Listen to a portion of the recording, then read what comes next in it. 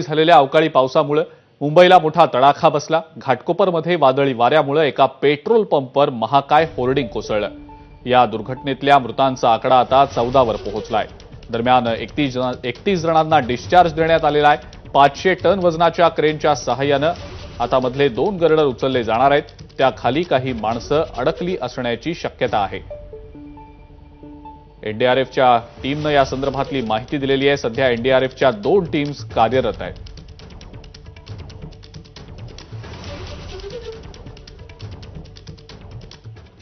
ज्या जागेवर हे अनधिकृत होर्डिंग उभं करण्यात आलेलं होतं ती जागा नेमकी कुणाची असा प्रश्न कालपासून विचारला जातोय आणि याचाच पाठपुरावा एबीपी माझानं केला।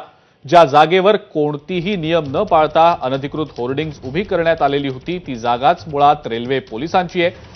जो पेट्रोल पंप या ठिकाणी चालवण्यात येतो तो देखील रेल्वे पोलिसांचा होता। या ठिकाणी जमा करण्यात आलेल्या सगळा रेव्हेन्यू हा रेल्वे पोलिसांना आणि काही प्रमाणात पेट्रोल पंप चालवत असलेल्या मालकाला जात होता। ही अतिशय धक्कादायक अशी माहिती आता समोर आलेली आहे। तसंच हे होर्डिंग अनधिकृत आहे, नियम धाब्यावर बसून उभारलं जातंय याची कल्पना रेल्वे पोलिसांना नव्हती का असाही सवाल आता उपस्थित होतोय।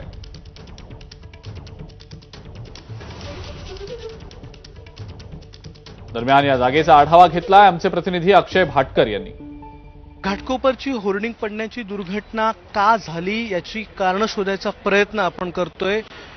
या होर्डिंगची पायाभरणी ही व्यवस्थित झाली नव्हती हे सिद्ध झालेलं आहे। हे एनडीआरएफ कडून देखील सांगण्यात येते ज्या प्रकारे पायाभरणी हवी होती त्या प्रकारात पायाभरणी झाली नव्हती म्हणून हे होर्डिंग पडलं। पण याचं आणखीन एक कारण देखील समोर येतं आहे आणि ते कारण आहे या जमिनीचं। ही जी जमीन आहे ज्या ठिकाणी हे होर्डिंग बनवण्यात आलेलं होतं, ज्या ठिकाणी हे पेट्रोल पंप होतं, ती संपूर्ण जमीन कोणाची आहे ते मी तुम्हाला दाखवणार आहे। इथे जर आपण पाहिलं तर हे नावच जर याचं बघितलं तर याचं नाव आहे पोलीस फ्युएल स्टेशन। म्हणजेच रेल्वे पोलिसांचं हे फ्युएल स्टेशन होतं। रेल्वे पोलीस म्हणजे जीआरपीचं हे पोलीस फ्युएल स्टेशन होतं कारण की ही जी जागा आहे ती जागाच मुळात रेल्वे पोलिसांची आहे, जीआरपीची आहे। आणि आता हे समोर आलेलं आहे। इथे जर आपण पाहिलं तर महाराष्ट्र पोलिसांचा इथे बॅच देखील दिसून येतो आहे। ज्या पोलिसांच्या जागेवर हे होर्डिंग उभं होतं त्या पोलिसांनी तरी हे होर्डिंग उभं राहत असताना इथे काळजी घ्यायला नको होती का? होर्डिंग उभं राहत असताना कोणत्या प्रकारे सगळ्या नियमांचं पालन करून ते होर्डिंग तयार करण्यात आलं आहे की नाही हे चेक करायला हवं होतं, याची पडताळणी करायला हवी होती, मात्र ती करण्यात आली नाही। त्यामुळेच आज आतापर्यंत 14 जणांचा मृत्यू झालेला आहे। रेल्वे पोलिसांच्या जागेवर असलेलं हे अनधिकृत होर्डिंग पडल्यामुळे मुंबईकरांचा जीव गेलाय हे सत्य आहे। कॅमेरामन विनेसह अक्षय भाटकर, एबीपी माझा, मुंबई। घाटकोपर इथलं हे होर्डिंग कोसळण्याचं खरं कारण समोर आलेलं आहे। हे होर्डिंग उभारण्यासाठी जी पायाभरणी करण्यात आलेली होती तीच मुळात कमकुवत होती। एनडीआरएफच्या माहितीनुसार या ठिकाणी किमान 7 ते 8 मीटर खोल पायाभरणी करण्याची गरज होती, मात्र इथं केवळ 3 मीटर इतकीच पायाभरणी करण्यात आलेली होती।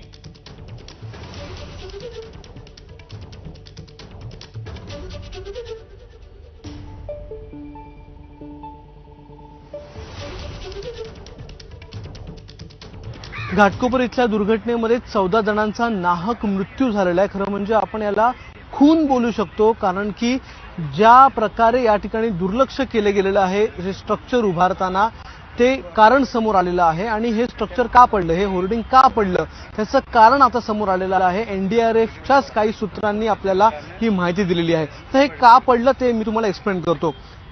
हा जर मागे तुम्ही पाहताय हा त्या होर्डिंगला सावरून धरणारा उभं ठेवणारा एक पिलर आहे।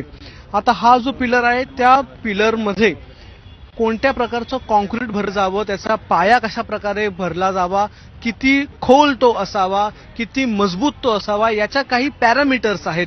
मात्र कोणत्याही पॅरामीटर्सवर हा जो खांब आहे तो बसत नाहीये असं समोर आलेलं आहे। हा जो पाया आहे, हा जो होर्डिंग आहे ह्याचा जो पाया आहे तो किमान 7 ते 8 मीटर खोल असायला हवा होता। पण इथे जर आपण पाहिलं तर केवळ 3 ते 4 मीटर खोलीचा हा पाया आपल्याला दिसून येतो आहे. याची पायाभरणी जी आहे ती अतिशय मजबूत कॉन्क्रीटने करायला पाहिजे होती, मात्र ती देखील व्यवस्थित करण्यात आलेली नाहीये. त्यामध्ये जास्तीत जास्त दगडाचा वापर केला गेलेला आहे आणि सिमेंटचा कमी वापर केला गेलाय आणि जे सिमेंटचं मिक्सर वापरलेलं आहे, मिश्रण वापरलेलं आहे, ते देखील कमकुवत होतं, ते देखील चांगलं नव्हतं, चांगल्या दर्जाचं नव्हतं, असं NDRF कडून सांगण्यात येतंय. या मृत्यूला कोण कारणीभूत होतं? ज्यावेळी हे होर्डिंग तयार करण्यात येत होतं त्यावेळी लक्ष का दिलं गेलं नाही? BMC किंवा ही जागा ज्या रेल्वे पोलिसांची आहे त्या रेल्वे पोलिसांनी देखील याकडे बघणं आवश्यक होतं, इकडे लक्ष देणं आवश्यक होतं. मात्र यापैकी एकाही व्यवस्थेने, एकाही यंत्रणेने, प्रशासनाने लक्ष दिलं नाही.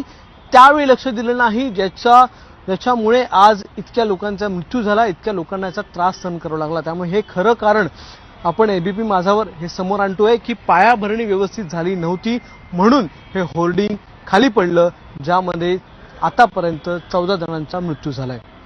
कॅमेरामन विनेश अक्षय भाटकर, ABP माझा, मुंबई. यानंतरची बातमी नांदेडमधली आहे. नांदेडमध्ये शुक्रवारी भंडारी फायनान्स यांच्याकडे आयकर विभागानं